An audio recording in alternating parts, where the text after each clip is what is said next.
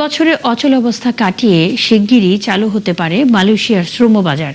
21 ও 22 June প্রধানমন্ত্রী তারেক রহমানের Malaysia সফরের মাধ্যমে দুদেশের বন্ধুত্বপূর্ণ সম্পর্ক আরও জোরদার হবে, এমন আশা প্রবাসী বাংলাদেশিদের। প্রধানমন্ত্রীর সফর নিয়ে বেশ উচ্ছ্বসিত তারা। কুয়ালালামপুর থেকে আরও জানাচ্ছেন সহকর্মী মোস্তফা ইমরান রাজু। ক্ষমতা গ্রহণের পর প্রথমবারের মতো বিদেশ সফরে দেশের গুরুত্বপূর্ণ ও দ্বিতীয় বৃহত্তম শ্রমবাজার মালয়েশিয়ায় যাচ্ছেন প্রধানমন্ত্রী তারেক রহমান। সম্প্রতি এমন খবরে উচ্ছ্বসিত মালয়েশিয়ায় থাকা প্রবাসী বাংলাদেশিরা। তারা বলছেন, প্রধানমন্ত্রীর এ সফরে দুদেশের অভ্যন্তরীণ সম্পর্ক আরও জোরদার হবে, বাড়বে ব্যবসা বাণিজ্য ও বিনিয়োগ, আমূল পরিবর্তন আসবে শ্রমবাজারে। আর এই বাজারে বিভিন্ন খাতে কর্মসংস্থানের সুযোগ পাবে কয়েক লাখ বাংলাদেশি। আমরা খুবই আনন্দিত যে এই প্রথম তিনি মালয়েশিয়া সফর দিয়ে রাষ্ট্রীয় সফর শুরু করতেছেন।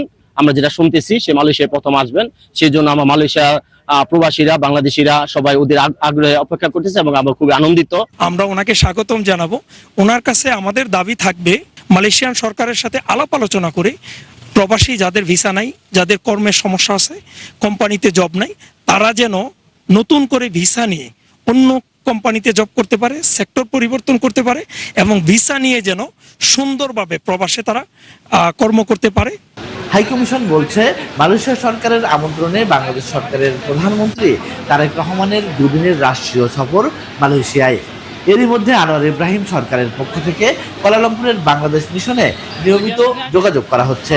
রাষ্ট্রীয় পর্যায়ে বৈঠকের পাশাপাশি প্রবাসীদের কথা শুনতে বাংলাদেশি কমিউনিটির সঙ্গেও বৈঠক করার কথা আছে প্রধানমন্ত্রীর। প্রধানমন্ত্রী তারেক রহমানের এ সফরে শ্রমবাজারে দৃশ্যমান পরিবর্তন আসবে, কমবে অভিবাসন ব্যয় আর বাড়বে ব্যবসা বাণিজ্য ও বিনিয়োগ, এমনটি প্রত্যাশা মালয়েশিয়া প্রবাসী বাংলাদেশিদের।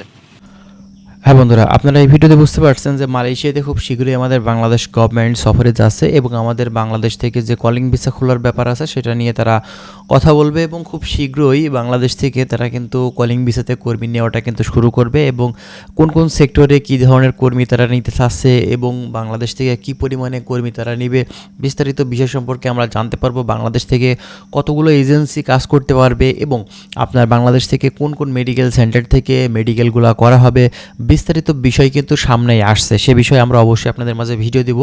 যারা কলিং ভিসাতে বাংলাদেশ থেকে মালয়েশিয়াতে ঢুকতে চাচ্ছেন তারা অবশ্যই আমাদের চ্যানেলটি সাবস্ক্রাইব করে রাখবেন। যদি কোনো কিছু আপনাদের জানার থাকে সে বিষয়ে অবশ্যই আপনারা কমেন্ট করতে পারেন। ভালো থাকবেন, আল্লাহ হাফেজ।